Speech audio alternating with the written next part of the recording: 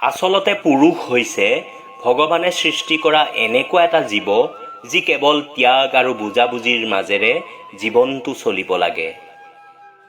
যিয়ে আনৰ দায়িত্বলৈ পাহৰি যায় নিজৰো যে এটা জীৱন আছে। সৰুতে চকলেটটো ত্যাগ কৰে ভনীয়েকৰ কাৰণে, নিজৰ সপোনবোৰ ত্যাগ কৰে মাক দেউতাকৰ সুখৰ বাবে। নিজৰ মানি বেগটোক খালী কৰি বজাৰ কৰে কেৱল প্ৰেমিকাক সন্তুষ্ট কৰিবৰ কাৰণে, আৰু গোটেই জীৱন উপাৰ্জন কৰে কেৱল পত্নী আৰু সন্তানৰ সুখৰ বাবে। তথাপিও কিন্তু পুৰুষৰ নামেই বদনাম। বেংকৰ পৰা ঋণ লয় নিজৰ পৰিয়ালটোৰ সুখৰ বাবে, কিন্তু সেই ঋণ ঘূৰাওঁতেই পাৰ হয় গোটেই জীৱন। তাৰ উপৰিও তেওঁ নিজৰ পত্নী, মাক আৰু অফিচৰ বছৰ পৰা গালি শুনা কথাটোতো আছেই। মুঠতে গোটেই জীৱনটো আনৰ বাবে ত্যাগ কৰে এজন পুৰুষে।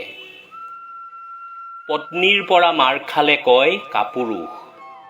পত্নীক যদি বেলেগ পুৰুষৰ লগত ঘূৰা দেখি কিবা এটা কোৱা হয় তেতিয়া কয় সন্দেহবাদী। একো নকলে কয় ভয়াতুৰ। ল'ৰা ছোৱালীক শাসন কৰি খং কৰিলে কয় বৰমতা। শাসন নকৰিলে কয় আকৌ গুৰুত্ব নিদিয়া। যদি পত্নীক চাকৰি কৰিবলৈ বাধা দিয়া হয় তেতিয়া কয় ঠেক মগজুৰ। ইফালে চাকৰি কৰিবলৈ দিলে কয় মাইকী টকাৰে চলা। তথাপিও গোটেই জীৱন বুজাবুজি, ত্যাগ, সংঘৰ্ষৰ মাজেৰেই পাৰ কৰাৰ পিছতো নিজৰ বাবে একো নিবিচাৰে এজন পুৰুষে। বিচাৰে মাথো পৰিয়ালৰ এটা মিঠা হাঁহি আৰু এটা মিঠা মাত।